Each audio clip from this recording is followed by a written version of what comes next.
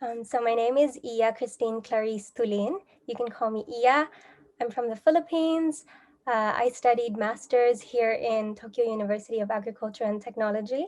And straight after master's, I studied agriculture for master's. And after that, I went straight to a PhD program in applied biological chemistry, still in the same university, Tokyo University of Agriculture and Technology. So now I'm a second year PhD student. I study glycoproteins in the brain.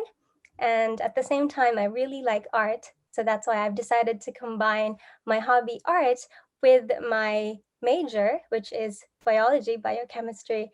And that's how I came up with the idea to do experiments in art, which is also my name, Iya. Both my parents are scientists. So my dad is a biochemist and my mom is a soil scientist. And because of that, I also had the interest to join the field of science. But growing up, I was exposed to traveling and culture and art, and coming to Japan, I was able to see a lot of museums and the really vibrant art scene in Japan. And so I felt in my heart that although I love science, there is a completely different part of me that loves traveling and art and culture that I cannot express. And when I came to Japan, it was very obvious that science and art are two separate worlds.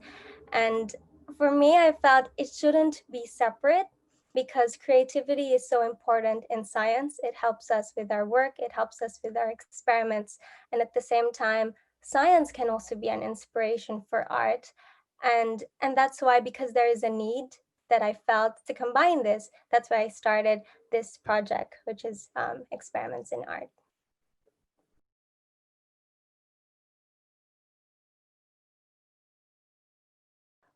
One thing that really inspired me to pursue art, other than the need to combine science and art, is because I think, honestly, in my heart, the brain looks very beautiful.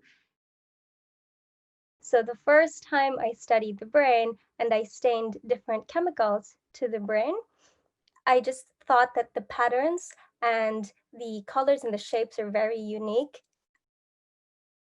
that I wanted to make art for my room.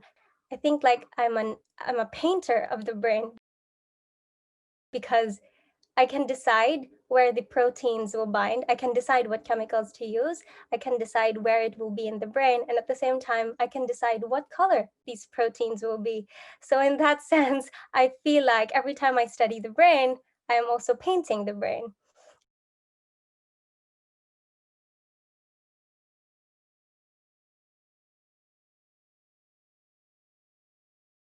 For example, this piece. So I was drawing this girl and she looks like she is dreaming, which is it's all in the head. But at the same time, the background is actually the brain. So it's two things that are actually in the head. So yeah, the women, when I are actually the muses of the artwork. But once the pieces were finished, a lot of people told me that maybe these women are actually self-portraits of me. Whenever I'm feeling confused, when I'm doing experiments, or when I'm thinking, when I'm happy, when I feel like I am just skeptical about my experiments, and then I draw them.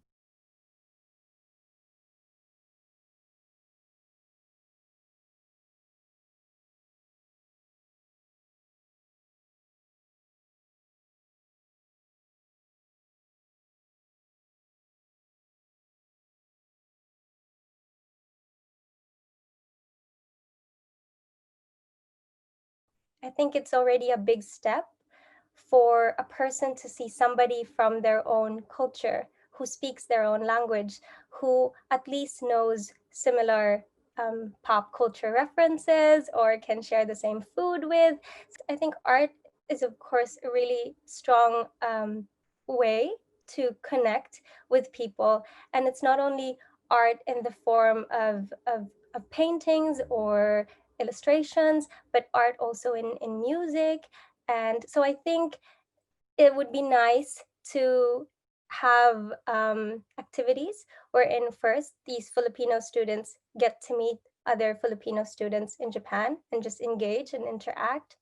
And second would be Filipino students having similar activities with regards to culture and art with other Filipinos. And third is these Filipino students interacting art and social activities with Japanese, because language may be different and culture might be different, but art is something that can unify people regardless of their culture and regardless of the language they speak.